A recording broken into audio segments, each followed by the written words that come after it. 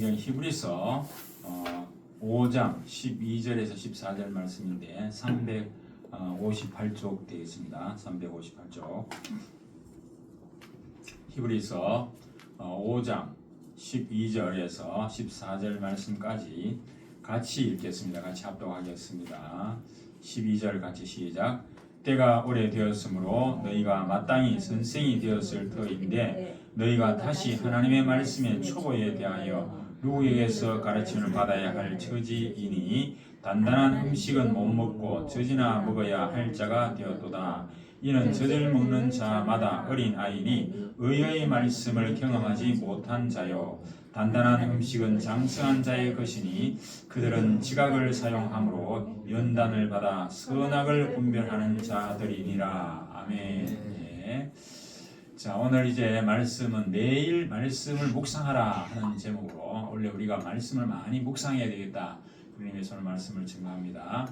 장성한 그리스도인이 되려고 하면은 적과 같은 그런 강단 말씀 먹는 초신자의 수준을 넘어서 단단한 음식을 먹는 그런 장성한 자와 같이 이 생명의 말씀, 생명의 양식인 이 성경 말씀을 우리가 전체 통독하면서 그 내용을 깊이 묵상하며 스스로 그 말씀을 삶에 적용할 수 있어야 된다. 그 말씀입니다.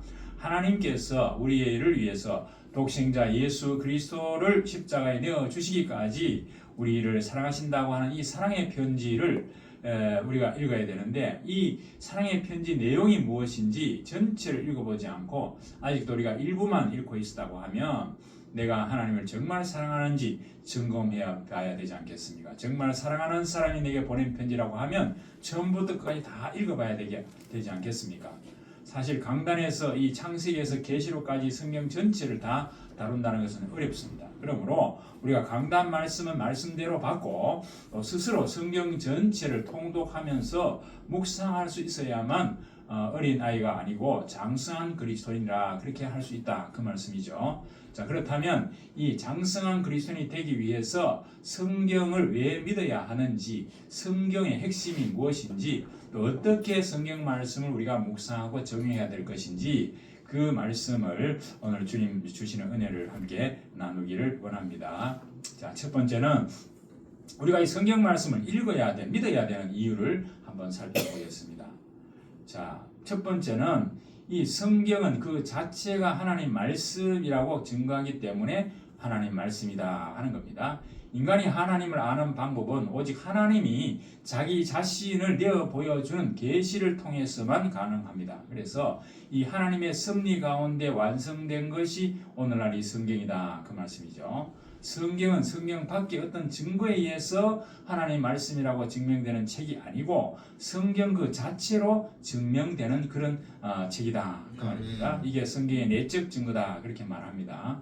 베드로후서 1장 20절 21절에 보면은 먼저 알 것은 성경의 모든 예언은 사사로이 풀 것이 아니니 예언은 언제든지 사람의 뜻으로 낸 것이 아니요 오직 성령의 감동하심을 받은 사람들이 하나님께 받아 말한 것임이라 이렇게 했습니다. 그렇습니다. 성령의 역사하심으로 하나님의 생각이 성경을 쓴 그 기자들의 생각과 같이 된 결과 그들은 하나님이 계시하신 이 말씀을 정확하게 기록했다 그 말입니다.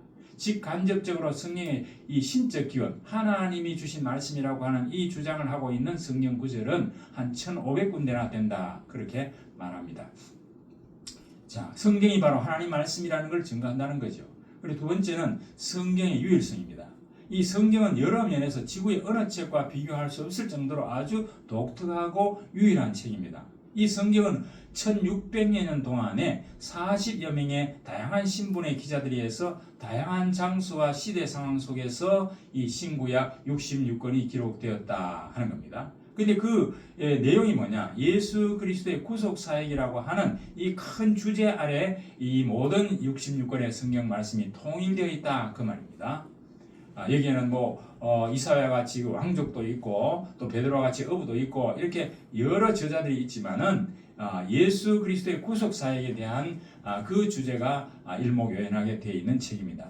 1600년에 걸쳐서 40여 명의 저자들이 쓴 책이 마치 한 사람이 쓴 것처럼 그 구슬에 하나의 줄에 꿰어 있듯이 그 사상과 내용이 통일되어 있고 일관성이 있다고 하는 것은 1600년 이상 사는 누군가가 있어가지고 그 저자들을 한 사람 한 사람 간섭하지 않으면 이렇게 될 수가 없다 하는 겁니다.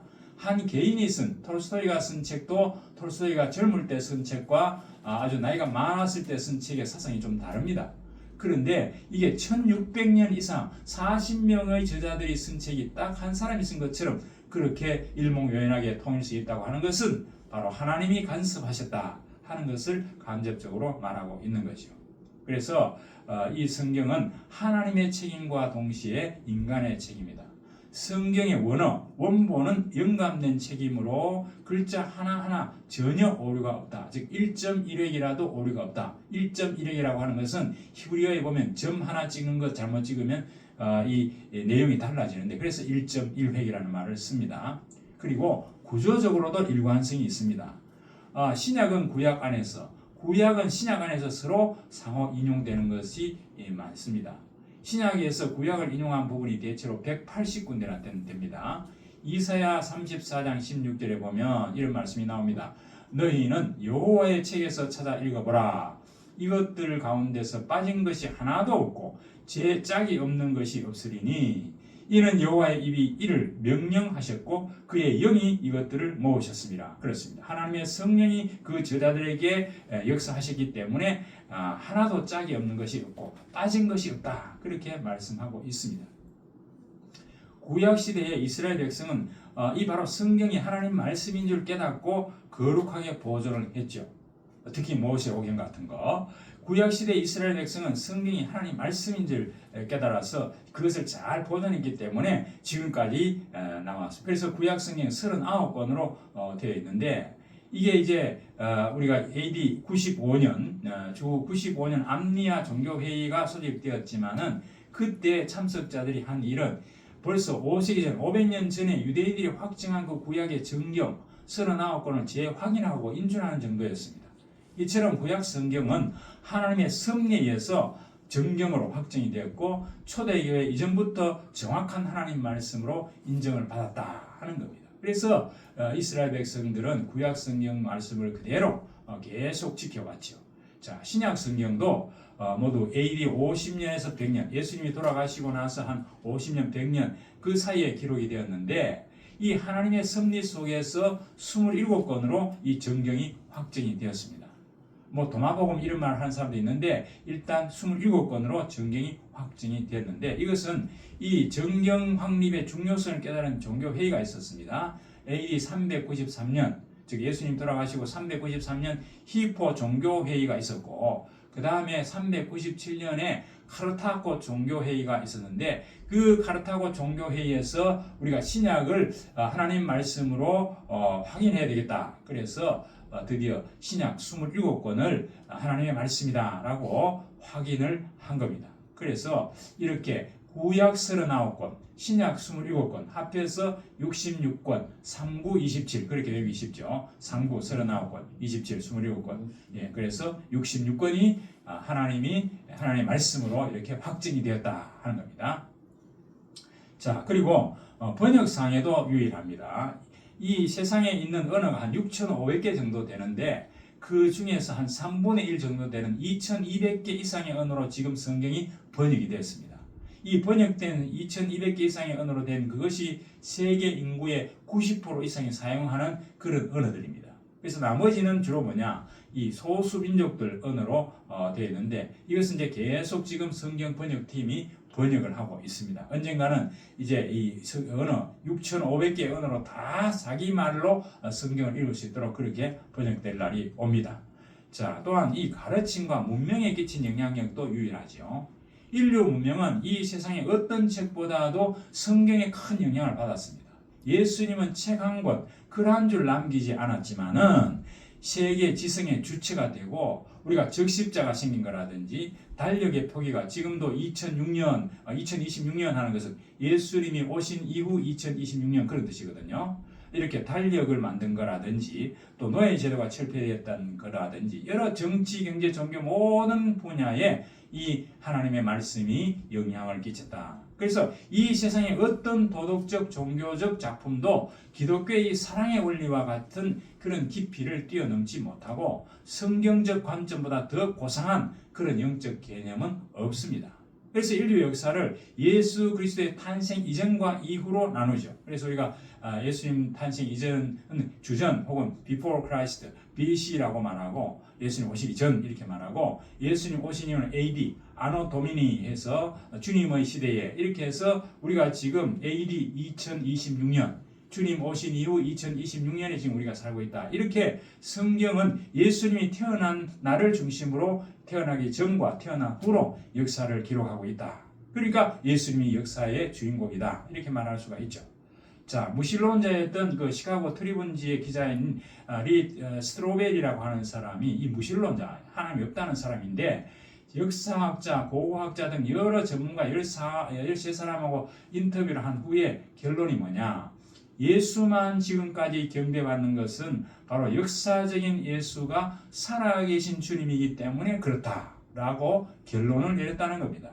이렇게 예수를 모르던 사람이 인터뷰를 했어도 예수님은 살아계신 분이고 역사적인 인물이었다 이렇게 증명을 하고 있다 그 말입니다. 그리고 세 번째로는 성경의 역사적인 확실성입니다. 고고학적인 증거가 역사의 증거들을 많이 찾아내고 있습니다. 창세기 홍수 기사가 바벨론의 홍수 설화하고 이렇게 연결이 되어 있고 이 대홍수가 실제로 발생했다는 것을 확정을 해줍니다. 또 갈대아 우르에서 바벨탑과 유사한 그런 이제 고적이 또 발견되기도 했습니다.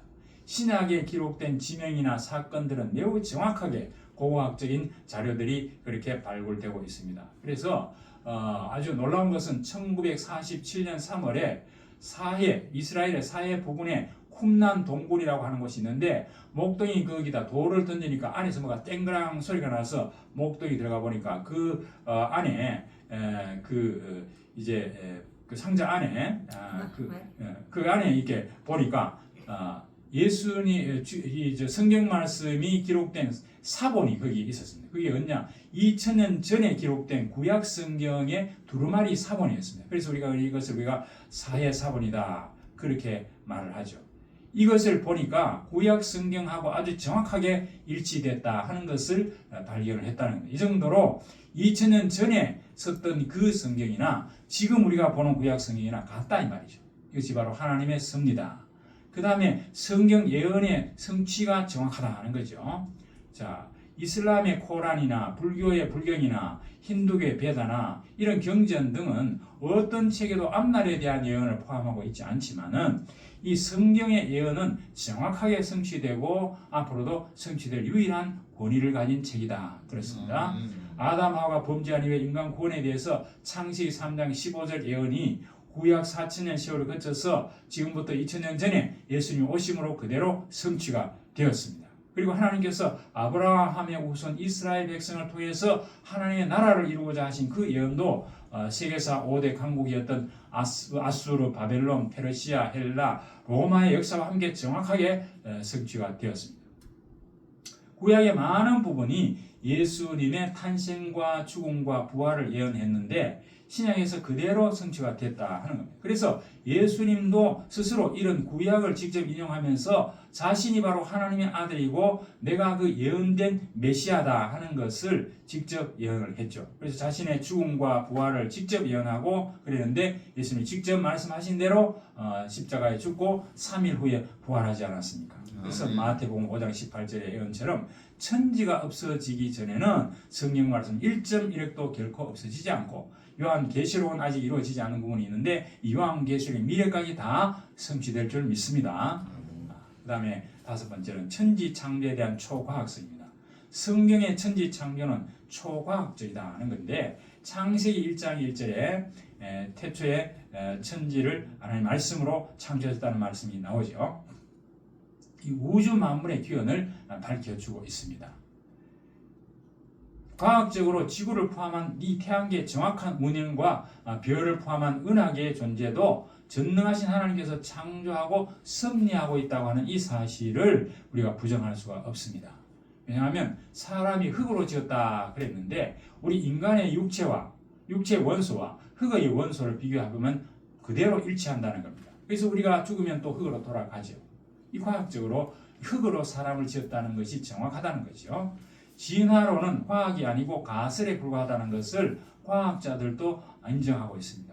이 빅뱅 이론이라는 것을 최근 말하죠. 지구의 그 우주의 기원을 이야기할 때 이 빅뱅 이론을 이제 연구한 크리스찬 중에 과학자가 하이노 팔케 교수가 있는데 이 블랙홀의 내부와 우주의 기원은 신의 영역이다. 그 부분은 우리 인간의 지혜로는 알 수가 없다. 그렇게 말하고 있습니다. 하나님을 하나님으로 인정하면 성경의 모든 기적과 표적은 얼마든지 이해가 된다는 겁니다. 전에도 한번 말씀드렸습니다만은 이미 소천하신 한동대 김영길 총장이 이 과학자인데 미국 항공우주국 나사에 근무할 때 점심시간에 과학자들이 모여 성경 공부한다는 걸 보고 깜짝 놀랐습니다. 어떻게 이렇게 이 과학자들이 비과학적이라고 생각되는 성경을 믿는가? 그래서 궁금했는데 나중에 자기가 예수 믿을 때는 어떻게 믿게 됐느냐? 자기 아내가 예수 믿기 때문에 예수 믿지 않으면 결혼할 수 없다. 그래서 결혼하는 것 때문에 예수를 믿었는데 교회에 나가서 말씀을 들어도 자기는 과학적이기 때문에 그거는 과학과 다르다라고 생각을 했는데 나중에 어떤 생각을 했냐? 자, 개가 사람이 신문 읽는 것을 이해할 수 없는 것처럼 인간이 하나님을 이해하지 못하는 것은 당연하다. 시공간의 제한을 받고 지적 한계를 지는 인간과는 차원이 다른 전능하신 하나님을 하나님으로 인정하니까 성경에 있는 모든 것들이 이해가 되고 예수를 믿게 되었다. 그렇게 고백을 했습니다. 이처럼 창조 기사는 창조 과학과 모순되지 않고 비과학이 아니고 초과학, 과학을 뛰어넘는 것이다. 그렇게 우리는 믿습니다. 여섯 번째, 말씀의 능력성입니다. 이 성경 말씀은 살아서 역사하는 능력이 있습니다.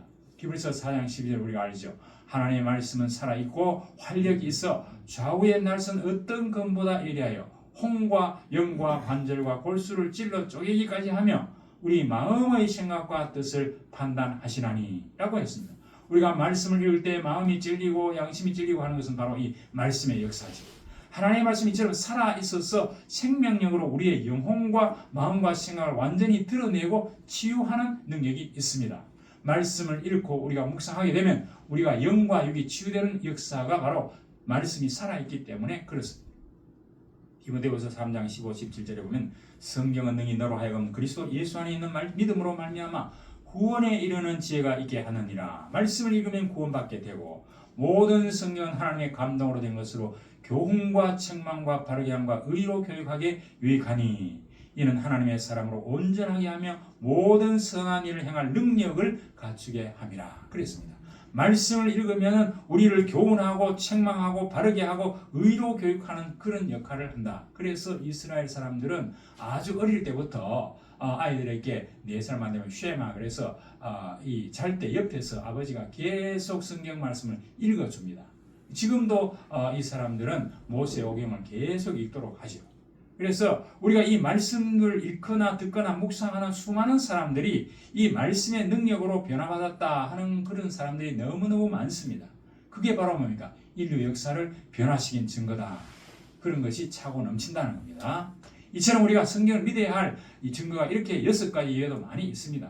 더 중요한 것은 하나님께서 성령의 능력으로 말씀을 믿도록 은혜를 베풀어 주셔야만 우리가 믿어진다는 사실입니다.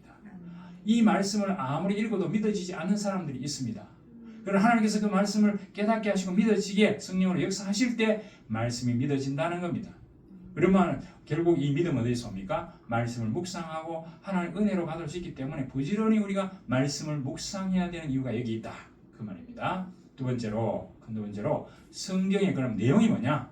자, 성경은 이런 성경이고 66권의 핵심은 아까도 말씀드린 것처럼 예수 그리스도를 통해서 우리에게 구원받게 하는 그런 책이고 또 하나님 나라를 회복하려고 하는 그런 내용이 주를 이루고 있습니다.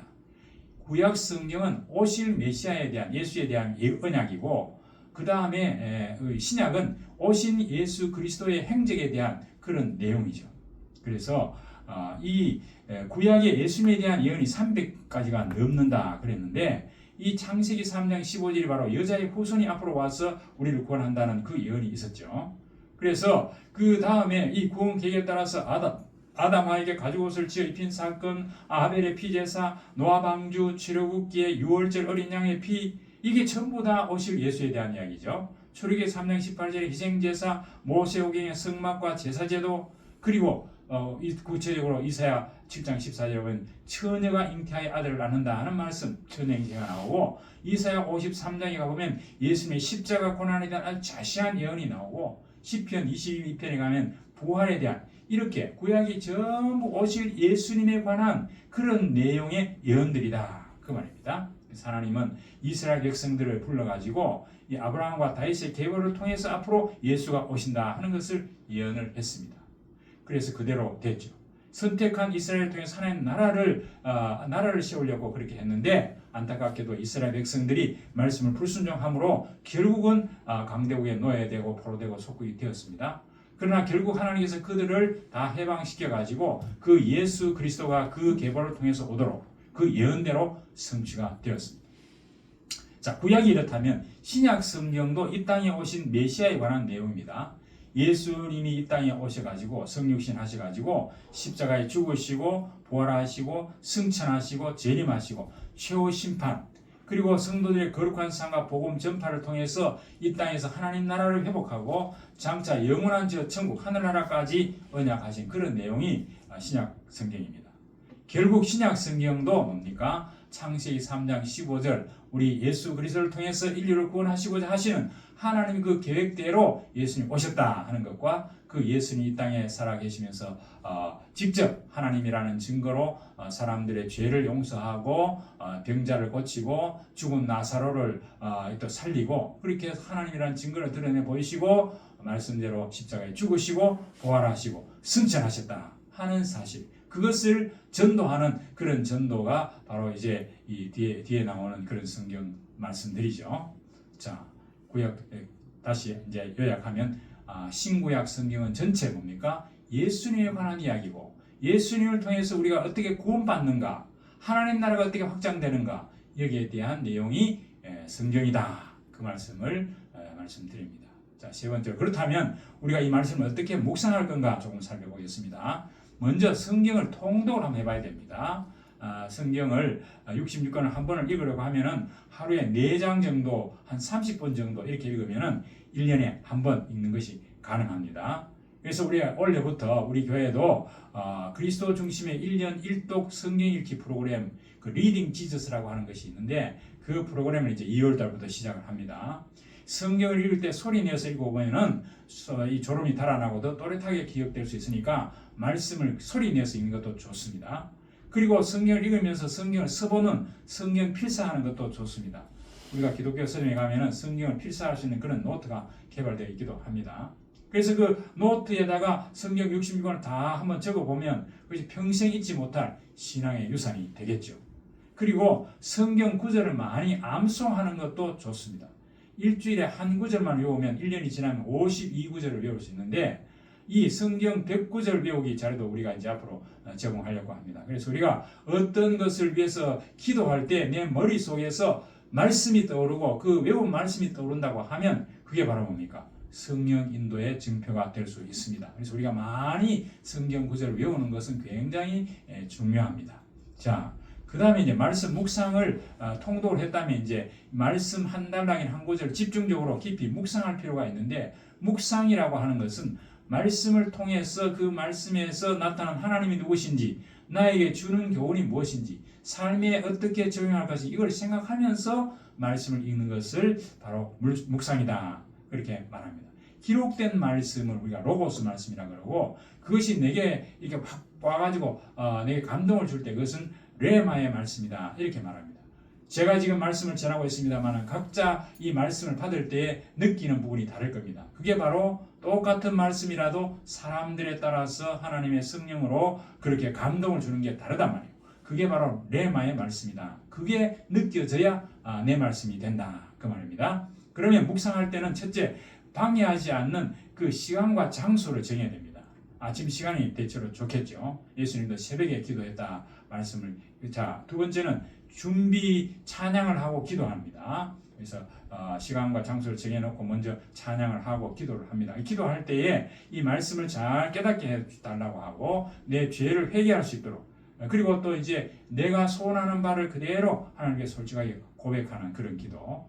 그 다음에 이제 그렇게 하고 준비 기도를 하고 그 다음 말씀을 정독하고 묵상하고 그 다음에 그 말씀 중에서 내게 부딪혀오는 말씀 이걸 한번 적어보는 겁니다. 내게 와닿는 말씀이나 깨달아지는 말씀이나 더 알고 싶은 말씀 혹은 또 의문이 있는 말씀 이런 것을 옆에 노트에다가 적어보는 겁니다. 그래서 그 말씀을 가지고 의문이 되는 것은 우리가 주일날 우리가 저와 함께 또 이렇게 서로 포럼을 할 수 있고 그래서 이 말씀을 이렇게 이 말씀이 내게 어떻게 역사하는가 내게 무엇을 교훈으로 주고 내게 뭘 하라 하는가 그거를 생각하면서 읽고 적고 그렇게 하는 것 이게 바로 이 묵상의 중요한 부분이죠. 그래서 기록한 말씀을 깊이 생각하고 마음속으로 느끼고 성령과 대화를 하는 것 그리고 그 말씀이 실제 내 장면에서 이루어졌다는 걸 상상하면서 한번 기다려 보십시오.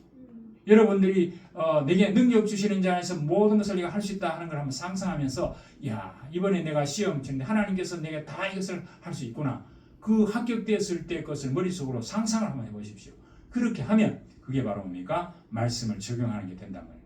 그 다음에 이제 이렇게 적용 기도를 하는 후에는 삶에 직접 적용을 해야 됩니다. 그렇게 하려면은 이 말씀을 실천해야 된단 말이죠. 그래서 하나님 이 말씀대로 살겠습니다. 이렇게 결단하고 그 말씀대로 한번 순종하고 실천하면 그게 바로 말씀이 내게 살아 역사하는 게 되고 그 다음에 우리가 주일날 모여가지고 은혜 받은 말씀을 소그룹에 서로 나누는 겁니다. 이렇게 하면 하나님은 저 사람에게 이렇게 역사하고 나에게 이렇게 역사했구나 하는 걸 서로 나누면 그게 큰 은혜가 되고 하나님의 기쁨이 되죠. 그래서 우리가 이제 교회에서 우리 주일날 오후에 점심 식사 후에 우리 같이 지금 성경교리 공부를 하고 있는데 앞으로 이렇게 일주일 동안 말씀 읽었던 것을 서로 나누는 그런 시간도 가지려고 합니다. 그렇게 해서 우리가 각자 하나님 말씀이 나와 함께 이렇게 역사하는구나 하는 것을 우리가 깨닫고 하는 그런 소그룹 포럼도 하겠습니다. 자, 말씀을 정리합니다. 신구약 성경은 바로 66권이라고 그랬죠. 몇 년 동안 1600년 동안 40명의 저자들이 기록한 말씀이다. 그렇게 말을 했죠. 그래서 이 성경은 바로 성경 자체가 하나님 말씀이라는 증거하고 이 성경이 역사적으로 확실하고 예언이 그대로 성취가 되었고 이 천지창조가 초과학적이다 하는 것. 그래서 결국은 이런 말씀이 하나님 말씀인데 이것은 결국 성령께서 말씀을 깨닫도록 내 마음을 열어주시고 믿음을 주셔야만 그 말씀이 믿어진다. 그래서 우리가 부지런히 말씀을 읽고 기도할 때 이 믿음은 바로 들음에서 나고 읽음으로써 나타난다 하는 겁니다. 그래서 우리가 말씀 묵상을 위해서 전체 올해 한번 통독을 해봅시다. 그리고 또 성경 구절도 한번 암송해 봅시다. 그리고 한번 써 봅시다. 그래서 이렇게 또 말씀을 묵상하고 우리가 주일날 와가지고 서로 이렇게 나눈 말씀을 서로 묵상한 것을 포럼하고 이렇게 해서 우리의 믿음이 이제는 장성한 분량으로 성장하는 그런 우리가 되어야 되겠습니다. 그래서 이 성경 말씀은 영혼의 양식이기 때문에 매일 말씀을 묵상하는 것은 날마다 하나님의 음성을 듣고 그 하나님과 동행하는 것이고 성령 충만을 지속적으로 누리는 최선의 방법이 바로 말씀 읽기입니다. 그래서 우리는 말씀 묵상을 우선하면서 그 언약을 붙잡고 기도함으로써 우리 모든 성도들이 가정이나 현장에서 하나님이 앞서 행하는 그 응답을 누리는 체험을 하시기 바랍니다. 네. 기도하겠습니다.